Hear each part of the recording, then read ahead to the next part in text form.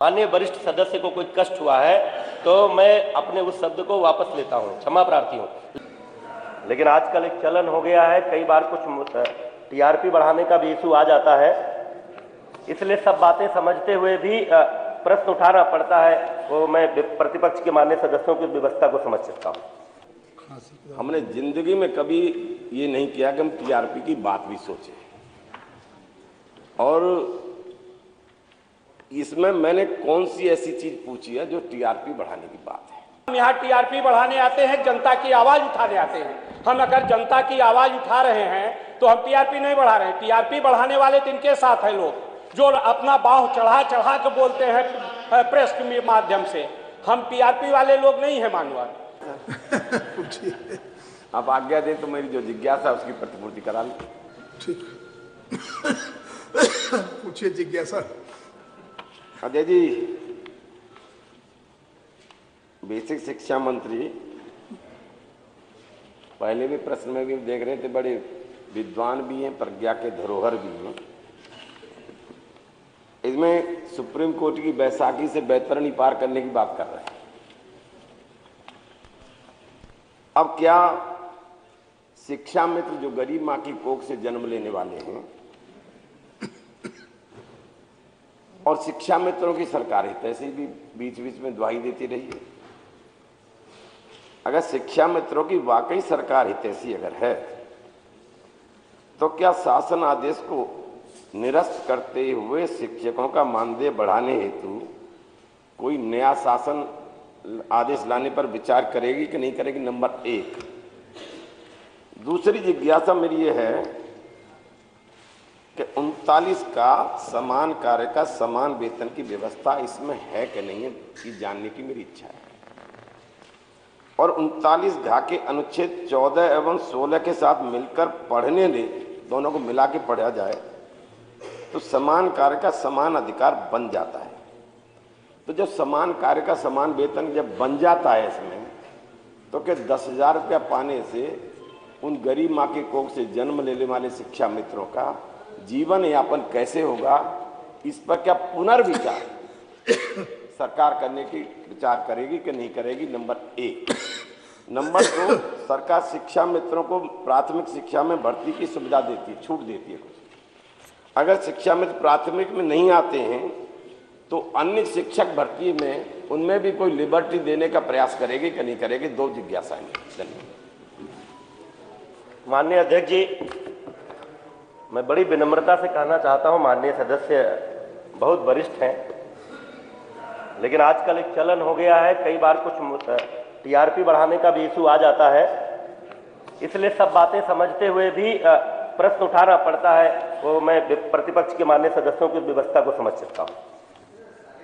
पूरा घटनाक्रम मैं आपसे छोटा हूं, धैर्य के साथ मेरी भी बात सुन लीजिए। मैं नहीं चाहता था कि उस पुराने मुद्दे को कुरेदा जाए, लेकिन आप सब जानते हैं समाजवादी पार्टी की सरकार ने शिक्षा मित्रों के साथ छलावा करते हुए नियम परिनियम में आवश्यक संशोधन किए बगैर असंवैधानिक तरीके से उनको नियमित करने का चुनाव के पहले एक लालीपाप दिया। माननीय, और बहुत आपत्तिजनक बात हमारे वरिष्ठ सदस्य ने कही है, माननीय सर्वोच्च न्यायालय का आदेश बैसाखी नहीं होता है। भारत के संविधान में माननीय सर्वोच्च न्यायालय का आदेश सर्वोपरि होता है, और भारत की कोई भी सरकार माननीय सर्वोच्च न्यायालय के आदेशों का आदर करती है, करना चाहिए। लेकिन माननीय सदस्य, ये पूरा सदन और पूरा प्रदेश ये जानता है कि जब रिवल्ट हुए थे लोग तो 3,500 रुपए के मानदेय पर वापस हुए थे, लेकिन हमारी योगी सरकार की संवेदनशीलता और स्वयं माननीय मुख्यमंत्री जी की व्यक्तिगत संवेदना के कारण तत्काल उन्होंने उनका मानदेय लगभग 3 गुना बढ़ाते हुए 10,000 रुपए का मानदेय नियत किया था। इतना सब जानते हुए भी बार बार उस पर सवाल खड़ा करने का उचित नहीं है। माननीय जी, मैं तो ये भी नहीं जानता कि टीआरपी बढ़ती कैसे है। अभी शायद माननीय मंत्री जी टेलीविजन में सुन के आ रहे होंगे टीआरपी कैसे बढ़ती है, और अपनी बाणी से मुखारबिन से खुद ही करेंगे। पहली बार आया हूँ, हमने जिंदगी में कभी ये नहीं किया कि हम टीआरपी की बात भी सोचें। और इसमें मैंने कौन सी ऐसी चीज पूछी है जो टीआरपी बढ़ाने की बात पूछी, उन धाराओं का भी उल्लेख किया। सुप्रीम कोर्ट ने नियम बनाने से कोई नहीं रोका है, नहीं सुप्रीम कोर्ट कभी रोक सकती है। हमने गरीब माँ की कोख से जन्म लेने वालों को केवल जो 10,000 की लक्ष्मण रेखा जो खींच रखी है उसको बढ़ाने का आग्रह हमने किया। क्या उस पर विचार करेंगे कि नहीं? 10,000 की लिमिटेशन की नहीं है, वहाँ 10,000 की सीमा नहीं रख दी उन्होंने कि तुम बढ़ा नहीं सकते हो। माननीय अध्यक्ष, मैं 10,000 की सीमा को बढ़ाने पर विनम्रता पूर्वक आग्रह किया, उसे विचार करेगी कि नहीं करेगी सरकार। इतना बात मैंने कही, इसमें कौन सी टीआरपी बढ़ गई मेरी? माननीय अध्यक्ष जी, गरीबों की और गरीब माँ की कोख से पैदा हुए बच्चों की कितनी चिंता किस सरकार को है, ये आज उत्तर प्रदेश बखूबी देख रहा है।